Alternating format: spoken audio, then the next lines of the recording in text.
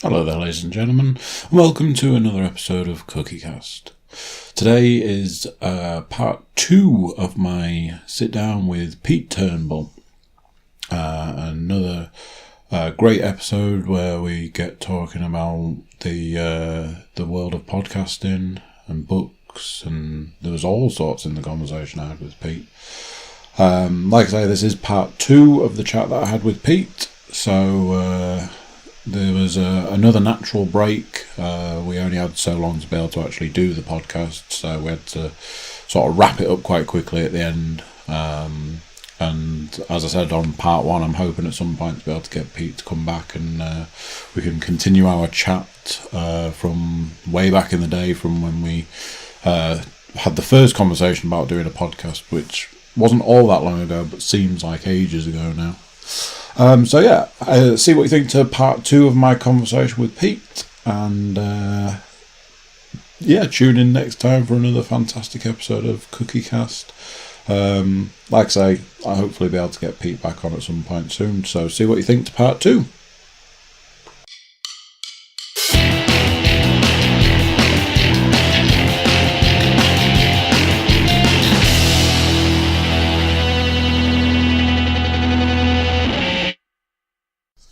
So, podcast time.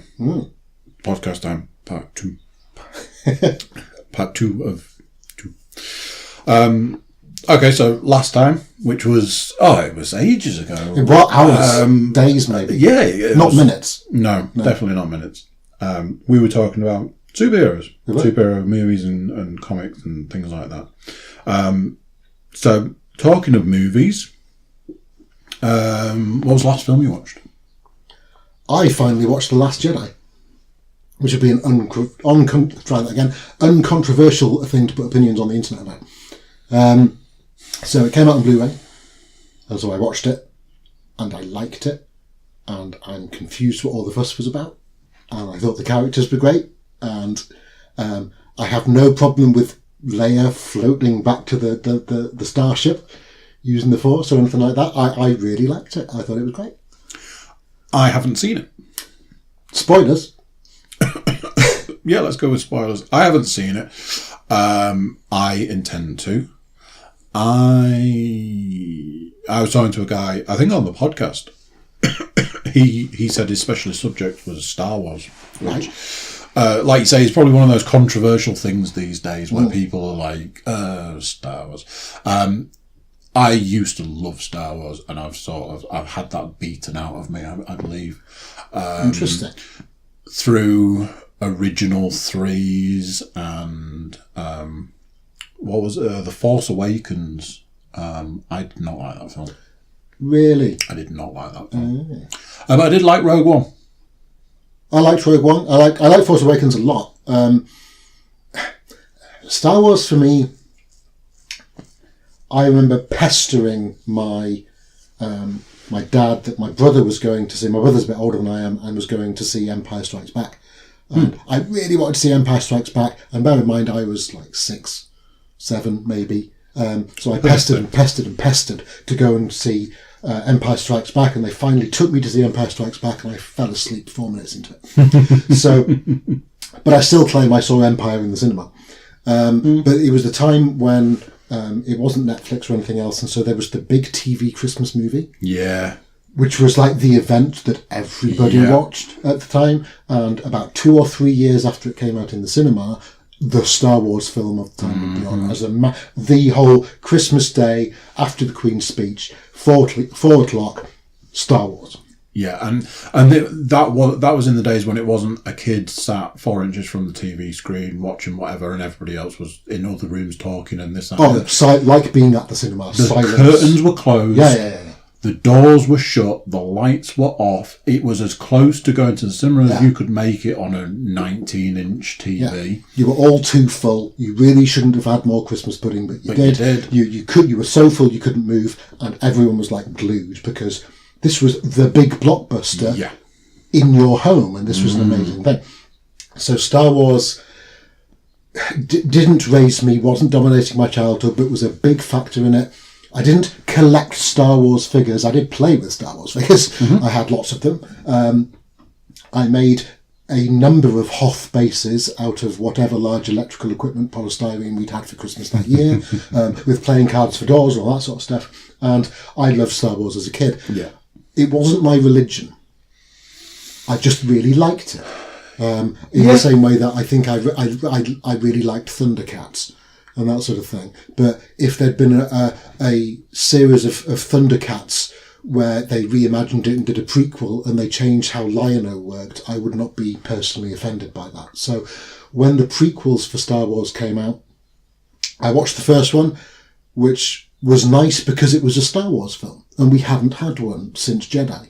Mm-hmm. And it had been that long. But it wasn't your daddy's Star Wars, and everyone got very angry. Mm-hmm. And then the second one came out, and it is the misfortune of Hayden Christensen that he played a character who I could not have given two shits less about. So for me, that entire film can be summed up in one scene, and I'm just going to say the pear scene. Yeah, and that's all that needs to be said about that film, because that sums that entire film up. Yeah, and this is a guy who's, as far as I could tell, his falling to the dark side was because he failed a job interview. And that seems... It wasn't that somebody came along and murdered his family. It wasn't there was a great injustice and he cried out for justice and his cries were ignored. He failed to get a job. Yeah. And that was enough to make him the most evil person in the universe. Yeah.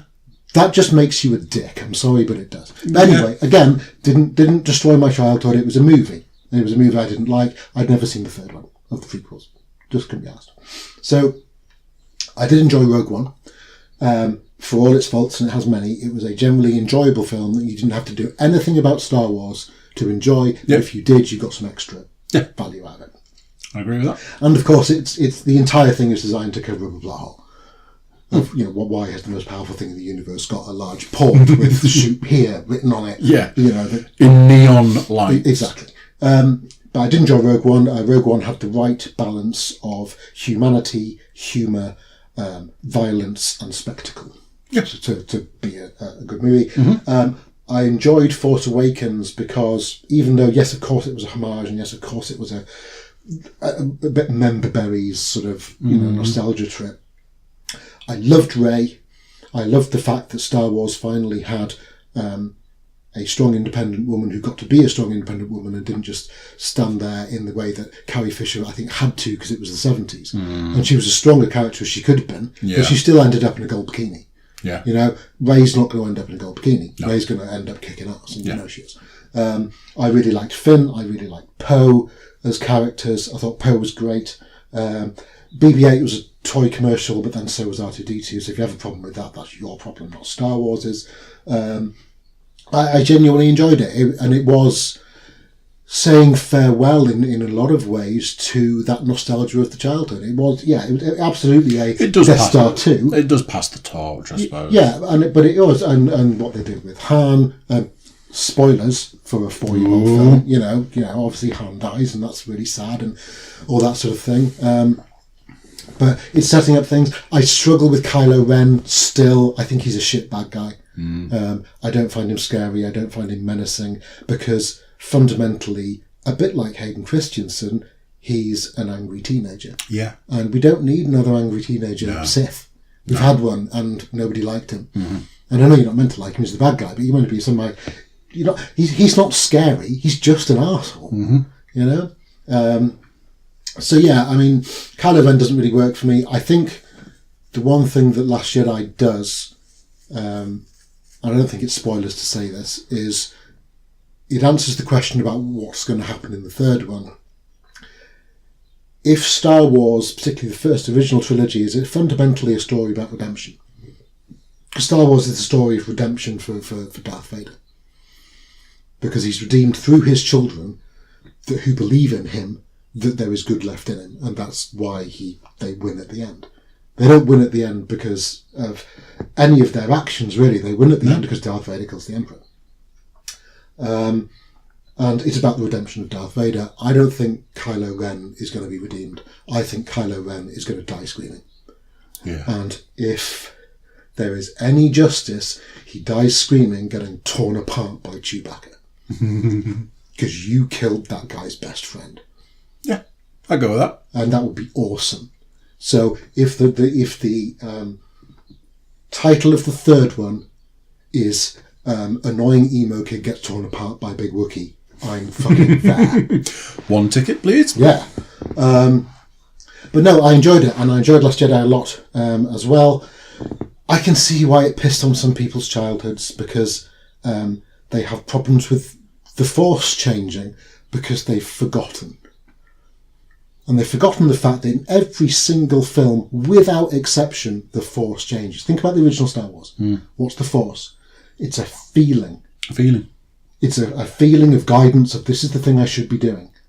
Yep. By the second film, the Force has changed from a feeling into I can move things and get that lightsaber from across the room into my hand, yep. which it never did in the first film. There was no moving things with the Force in the first film.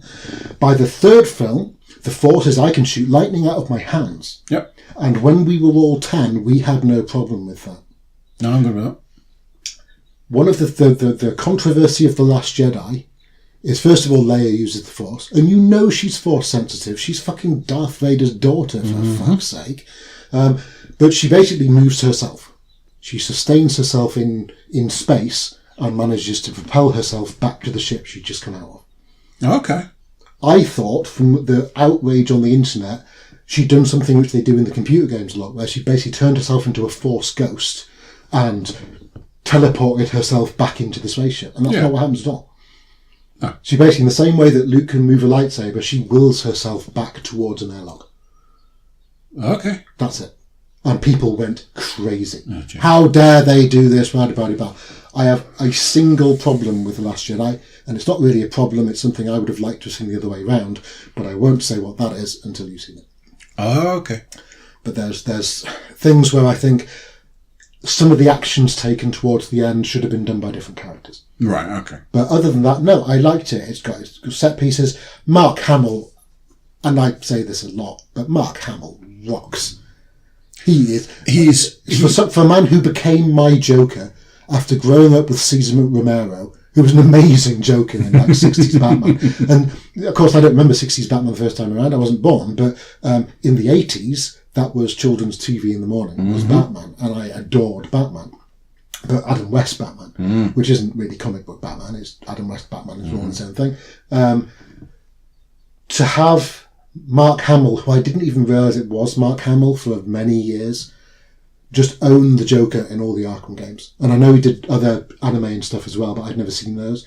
But he became my Joker after Cesar Romero because he was so amazing in Arkham Asylum and Arkham City. And it's something that you and I realised today we've had a number of conversations about this. And I realised that I don't want to feel like I hold it over you in the sense of, I still have that thing that you are one of the few people I know that hasn't ever had the Batman animated series in your life, the 90s. Yeah, I've never seen a single episode. And when you say Mark Hamill's Joker, and I immediately go, Batman animated series Joker, and for you it's the games and the few things you've seen, and one of the best stories you can ever hear is Mark Hamill talking about how he came up with the Joker's laugh.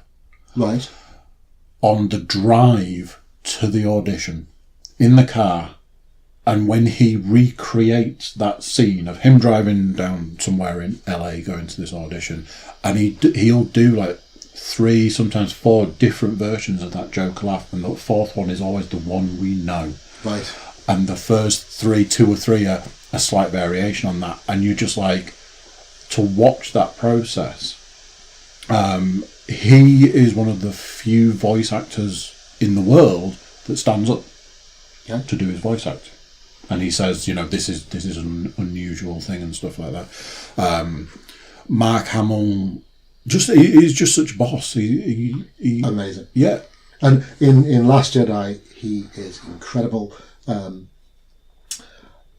He made me wish for an entire series of middle-aged Luke Skywalker films, because he was so good in Last Jedi. Wow. As old, disaffected, scared still angry Luke Skywalker, who's the failed Jedi Master at this point. One of the things I really like from what I've seen, like obviously you see 100 trailers before you see the film. Mark Hamill is notorious for growing a giant beard when he's not acting in a film. I think he can have a beard. I'm sure he can have a beard when he's voice acting and stuff. But they kind of went, keep it. Keep the beard. Yeah. Let's roll. Yeah, absolutely. Which is nice in a way because, of course, it goes back to Ben Kenobi's beard. Yeah. And the fact that all Jedi Master have beards. Got to have a beard. For reasons unknown. But no, he is fantastic in it. His first scene, so Force Awakens ends with Rey pleadingly holding out the lightsaber. And it doesn't immediately cut in Last Jedi to what happens next. It starts with another scene, and then somebody is triggered by saying, it's Finn comes out of his Bacta pod and says, "Where's Rey?" And then it switches back to Rey holding up the lightsaber, and that's where they pick that up. What Mark Hamill does next is perfect, and I won't say what it is because you should experience it. But okay. His immediate reaction through to all of it is fine, and it does something actually that a lot of the Knights of the Old Republic games touched on already, about the nature of the Force and the fact that there's a certain arrogance to think the Force belongs to anybody. You know, the Jedi don't own the Force. Well, Obi-Wan's original description, like you say, the Force changed through all the films. Yeah. His original description of the Force is probably the best sort of description of it. It's something that it lives in everything and it flows through everything. Well, that's what they go back to, and that's what Luke has realised over all these years, is that the Jedi and the Sith have become arrogant arseholes who think they own this thing. And this thing just exists independently of them. You know, they tap into it and they can use it, but it's not theirs. And to think that it is theirs is amazing arrogance. And it's a lot of the thing that in the original Knights of the Old Republic games, that was one of the things in there about how the Jedi are fundamentally stuck. They refuse to take part in anything anymore. So the Mandalorians have started their invasion of the galaxy and are kicking the shit out of everybody. And the Jedi Council is sat on Korriban doing nothing and saying, no, we are arbiters of peace. We will not go to war. And then a group of Jedi led by someone called Revan goes off to fight the Mandalorians. And they win, but at a terrible cost. Right. And millions upon millions die. But the Mandalorians are stopped. And that creates the first Jedi Civil War. And in the meantime, do you understand why? So the Sith weren't really in the first three. The word Sith only comes in later. Yeah. So and the Sith were a race originally, and they were a Force-sensitive race that the Jedi basically try and wipe out completely. That's why the Sith are pissed off, because they had genocide, because the Jedi decided they were evil and tried to wipe them out of the universe, and this is why when the Sith disappear out of the galaxy, and one of the things in Star Wars is that outside of the galaxy, not that Star Wars is my religion, I think I've made that point, but outside of the galaxy is this big sort of unknown vastness of space, and the distance between galaxies, even with the technology of Star Wars, is far too big to be thing. The Sith go out, and when they come back, they are changed. They have met something. They went to the edge. They went to the edge, and they looked out. All they saw was nothing. Was more space. So yeah, they came back Reavers, but they that brings me to a book I want to talk about. Actually, but they come back as a sort of an evil force, and then they have a big fight. How do Reavers get their spears clean? I don't know. Run them through the wash. Wow. Just a little... I've never heard a Firefly joke before. Just a little horrific joke there for you. Rather marvellous. It's a joke that the more you think about, the more it makes you want to cry. Yeah, he is like a leaf in the wind. That's quite a nice segue. Can I talk about a book? Please do. I was going to talk about some books, but go for it. Because I had a realisation, so as I think we've spoken about before, but not on here, obviously. Every year I normally read the Hugo Awards shortlist. You do? I like science fiction and fantasy, mainly fantasy, to be honest. Okay. But a few years ago, while looking at the Hugo shortlist, and I normally just pick out the fantasy books and read them, there was a book by an author called Anne Leckie about... it's the ancillary series. I think it's called the Raj trilogy or Vatch trilogy. It's about an AI basically who used to be a battleship, and part of her makeup is that she can take over what they call ancillaries, which are humans or human-like creatures, which have had their minds completely wiped, and the AI exists in those creatures as well. Okay. And they became like fingers for her body, And anyway, only she is destroyed, but one of her ancillaries survives. It's the only surviving little shred of her consciousness. Okay. And it's a revenge story about how her ancillary takes revenge on the thing. Cookie loves revenge stories. Oh, check it out. Honestly, it's really, really good. But the one thing that Anne Leckie's book did for me is it made me realise that I watch science fiction all the time, but I hardly ever read it. I Star Wars and Star Trek and Firefly and all these other things. Farscape. I was a big Farscape fan back in the day. And yet I only ever read fantasy and literature. I never read sci-fi books. I've never read any Asimov. I've never read all sorts of sci-fi stuff. So Anne Leckie's trilogy reintroduced me to sci-fi. Okay. Which led me to Three Body Problem, which was a sci-fi series, which I did something I never do, which is I stopped halfway through. We spoke about this because it originally sounded like it was one of those that I was holding on by my fingernails to your explanation, because it just got more and more like, oh wow, okay, I'm still just about understanding. Amazing ideas. The first book of Three Body Problem was epic, and it was really interesting for me because it was a cultural thing as well. I know very little about Chinese culture, and it's obviously a Chinese book, so it talks about the Cultural Revolution, it talks about Chinese society and all these other things. But then, unfortunately, halfway through the second book, I was already reading it for the sake of reading it because I was like invested at this point. It just disappears up its own backside, and then it presents this premise of the universe, which frankly is lazy and pointless and rubbish. And then I started reading the third book and then went, you know what, there's a whole universe of books out there and I am not enjoying this. And I haven't enjoyed this for the past 2 weeks. So I just stopped reading. And I never do that. I always get to the end of things. But anyway, not to be put off, I then read some trashy fantasy books by a guy called Robert Bevan, about a group of D&D players who get sucked into a game for being dicks and then continue to be dicks in this fantasy world, and it's rather marvellous. It's not high quality literature, but my God, it's fun. So my hat's off to Robert Bevan. And I've just started reading a book which reminds me very much of Firefly, and I'm going to have to read it out here because I always get the name wrong. A Long Way to a Small Angry Planet, by a lady called Becky Chambers. And it's great. And it's like, do you remember we talked about The Martian and how I really liked Mark Watney by the end of the first page of the book? And that's an incredible thing to do. It's a little bit tropey and a little bit stereotypical maybe, but it's about a ship called the Wayfarer, which makes wormholes. They punch wormholes in space. They're like an industrial ship, like a roadwork crew, basically, but for hyperspace travel. And instantly I love the crew of the Wayfarer.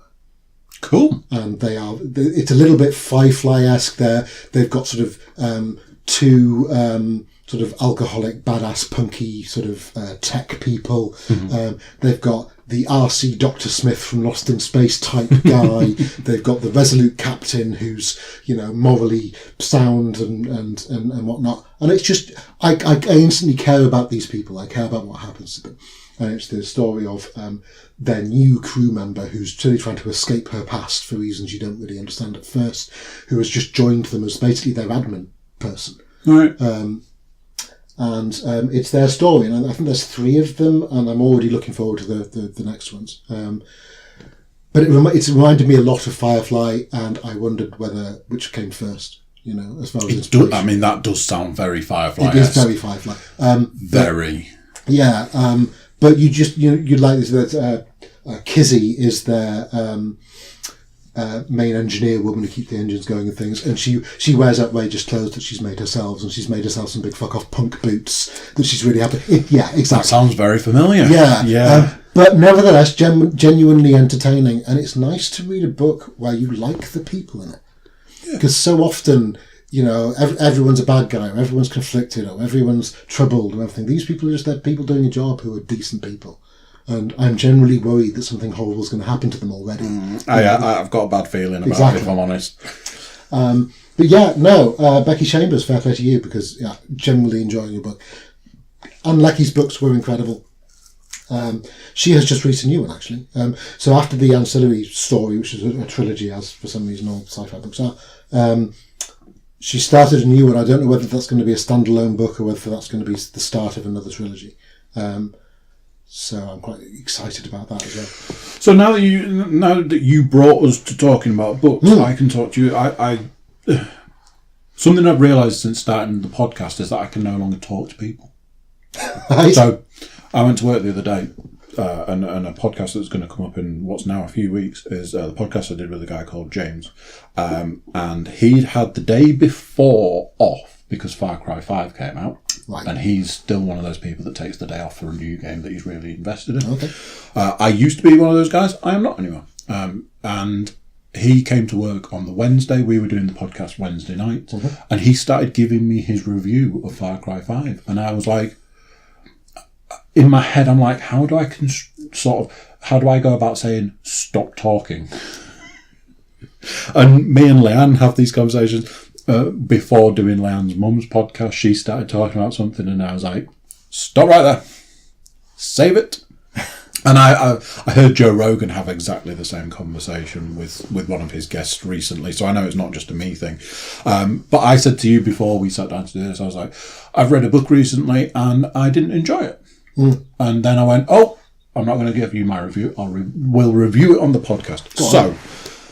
And believe me when I say this, more for the listeners, because I know you already know it, I am going to struggle to give a bad review about this particular book because I really like the person who's done it and I really like their podcast. Right. So to now go on to give a bad review is going to be difficult for me. So Scroobius Pip's Distraction Pieces book is the book I've just finished reading on the Kindle, and I didn't enjoy it. And the number one reason I didn't enjoy it is because essentially that book is a transcript of the podcasts. Right. And the podcasts that I am interested in, I've listened to. Right. So do I need to read the words of the podcasts I've heard? Was this not clear when you bought the book? Or? So I bought that book for a specific reason, and the specific reason was that it said that in the book was, here's how you go about starting your own podcast.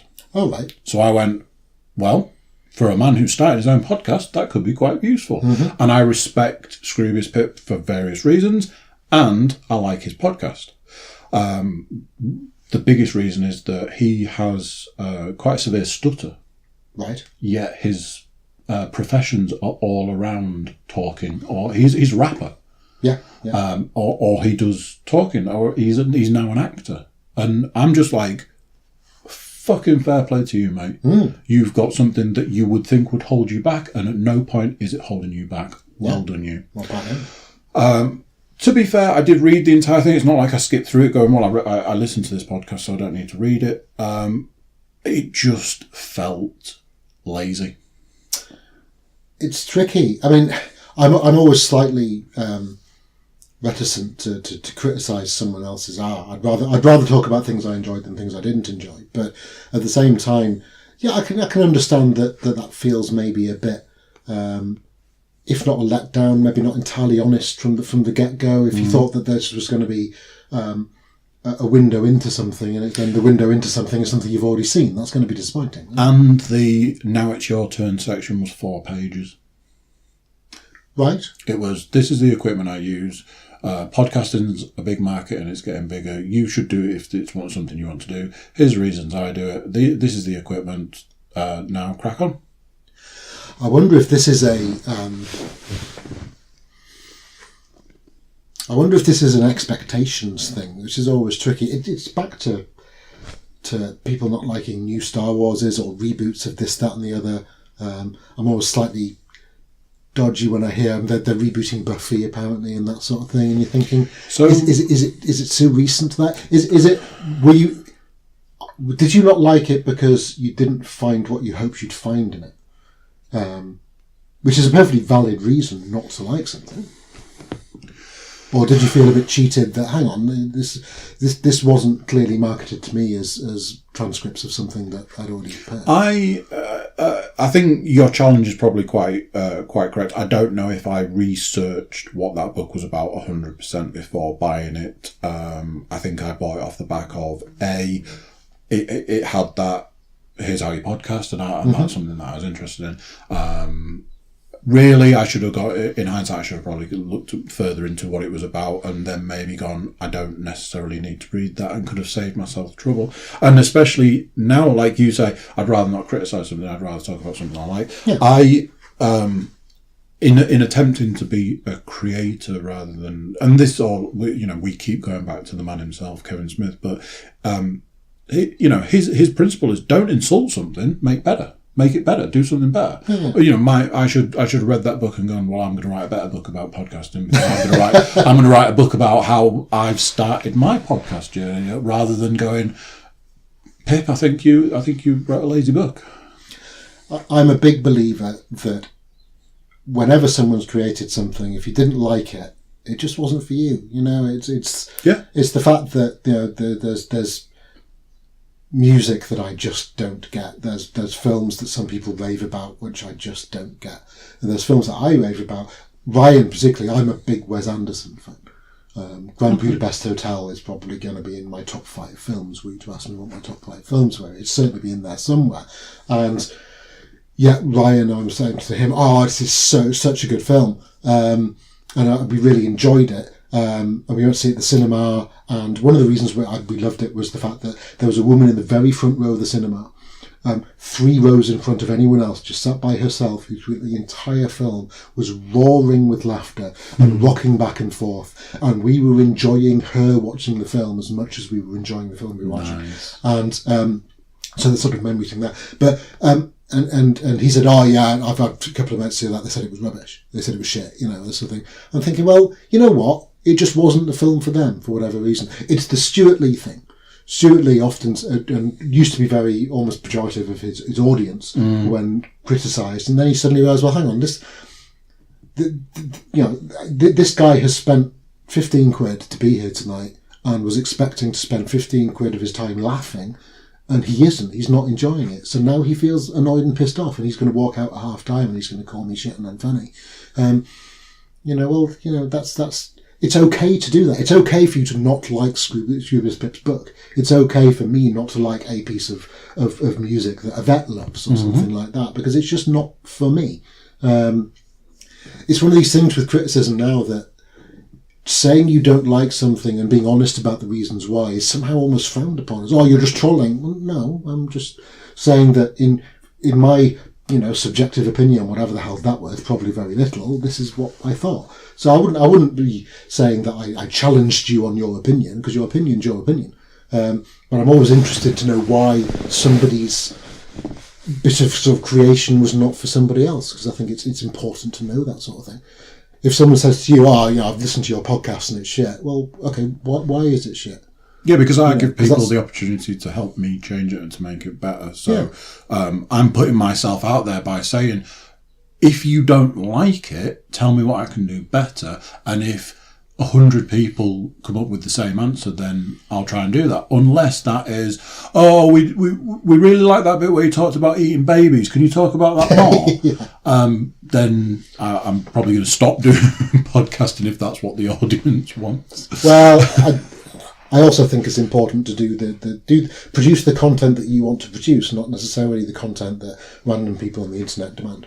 Yeah, I think something that I do on pretty much every one is a bit about diet and exercise, because it was something that I found incredibly useful when I was trying to diet and I was trying to do an exercise sort of regime, that I was listening to a podcast where the person that did the podcast was doing the same thing. Right. If somebody at some point down the line goes, look, nobody really cares about what your mate ate for breakfast and the fact that you didn't go to the gym today, I don't know how long I'm going to carry it on. I think me and Leanna are sort of using it as a thing that we know at some point we'll have to go back onto the podcast and say, oh, when I said I was going to go to the gym, yeah, I didn't go. Or, those Easter eggs that we used to have, that kind of conversation. It's you against yourself, even though it's you against the internet at the same time. I'd like people not... let me frame this in a human understandable sentence. You know who Adam Savage is? Mythbusters guy. To me, he's not Mythbusters guy because I didn't watch Mythbusters. To me, he's tested.com guy. And he runs a website and channel where he makes stuff. And the greatest Adam Savage video to me is a video where he's trying to make machined dials for a spacesuit that he's making. Okay. And basically it is 48 minutes or so of Adam Savage screwing up these things over and over again and getting really sort of down and saying, I'm just out of sorts today. I just can't do this. I don't know what I'm doing wrong. Every time I try and do this, it's wrong. That video to me is far more powerful, educational and interesting than Adam Savage on a lathe making some amazing thing. Look, here's a lightsaber or whatever. Fine, you're a really skilled prop engineer who's professionally worked for Industrial Light and Magic, and you can make a phaser or whatever. Well, of course you can.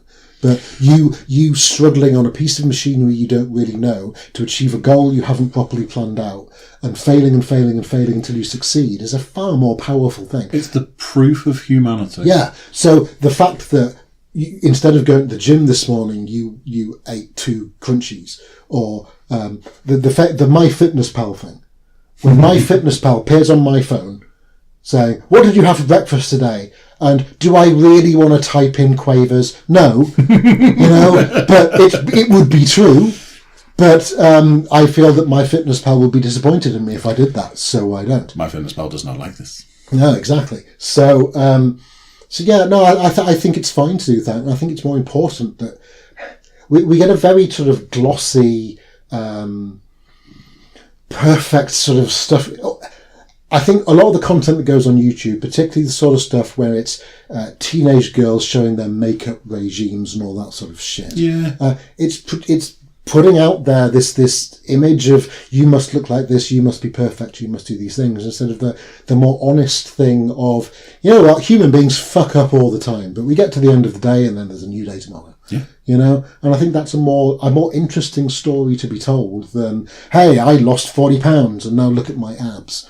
That's boring, because you're the guy sat there with the 6-pack that I'm never going to be telling me I can do it, instead of telling me, you know what, this took me 4 years and it should have taken me 2, but I kept falling off the wagon and eating burgers and not going to the gym and all this other stuff. That's a more interesting story to me than look how much weight I've lost. Yeah, I mean, when me and Leon sit down, there's going to be me featuring me going, hey, there was 2 days where I should have gone to the gym and I didn't because I'd had a tattoo done that was going to limit the fact that A, I couldn't do a warm-up, B, I couldn't do any leg exercises, which legs is only 1 day a week for me, so that's not bad. But not being able to do a warm-up was going to be a thing that, you're potentially going to end up in a situation where you're going to injure yourself. I'm not overly feeling the gym at the moment because of a series of reasons. Peaks and troughs, I suppose, is that thing. Sometimes you're like, oh my God, I'm going to go in the gym and I'm going to crush it. And then other times it's like, if the gym blew up and I couldn't go, I wouldn't be that bothered, but I'll go anyway because I can't imagine it's blown up today. Those are your differences. There are days where you go in and you just don't want to do any of it, and there are days where you're like, I'm going to walk out looking like, a young Arnold Schwarzenegger by the end of today, which is, realistic.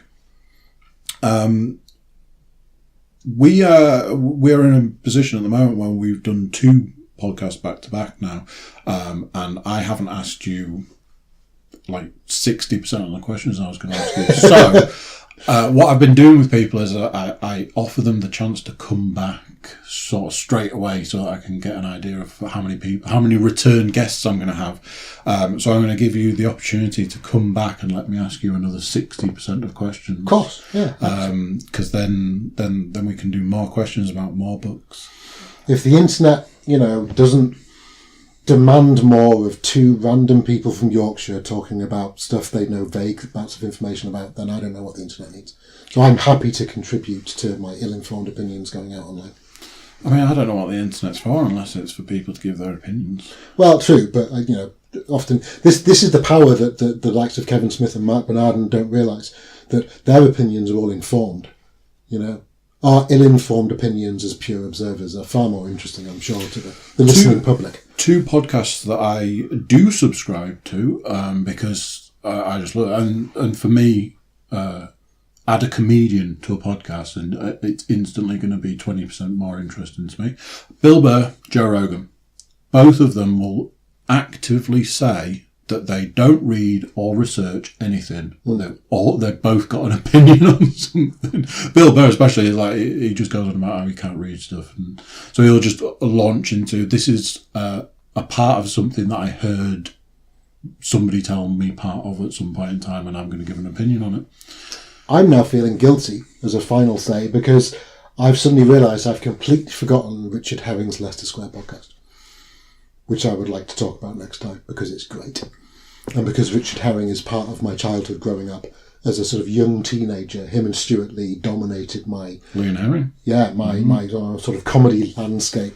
And he does a great podcast now and he does a lot of other great things. So, remind me next time and we'll talk a bit about... Do you want to know something? You know that Adam and Joe were in the Distraction Pieces book? Oh, really? Lee and Herring are also in it. I'm going to recommend the Distraction Pieces book to you. Are you? The book you didn't like, I should totally read. There you go, see, it just wasn't for you. Quod erat demonstrandum. You are going to come back on the podcast and be like, so that book you didn't like, I loved it. Scribner's Pip was full of interesting information and useful tips. I particularly enjoyed his 4 pages on what you should do now. Yeah, but this is it. This is why criticism's really dodgy, because, again, it didn't work for you, and you're entitled to say that, but then someone else comes along and go, oh yeah, but I got this thing out of it. It does sound like the perfect book for you. It sounds like, it's got a lot of people in that. I will take your recommendation for the book you didn't like, and I shall read it. So there we go. That's part 2 of what at this rate is going to be a 10-part podcast series. Let's start a breakfast show instead, that'll work. Try and have it in the morning. Maybe not tomorrow morning. No. Maybe we'll start it next week. That's how you get things started. Put them off till next week. Why do today what you can put off till tomorrow? Well, put it off to the day after tomorrow, then you've got a day in hand. A day off as well. Yeah. Oh, yeah, because stay in bed. Perfect. Right, we'll leave that there then, and then we'll come back at a later point in time. It's been a pleasure. Thank you for having me. Thank you for coming. It's been wonderful having you here. Please do come back. I will. Okay, bye-bye. Take it easy. So there you go. What did you think to that? Part 2 of the sit-down chat with Pete. Good little chat. Yeah? Yeah? As always, jump over to thecookiecast.com. Send us an email or a tweet or send us a message on Facebook. Any of those things. Cookiecast.com, where all of our media sources are. Give us a shout. Tell us what you like. Tell us what you don't like. Tell us what you want to see more of, what you want to see less of. Hopefully we'll be able to put out some podcasts that you guys want to be listening to. So feedback's always good. So yeah, tune in next time for another fantastic episode. And until then, bye-bye.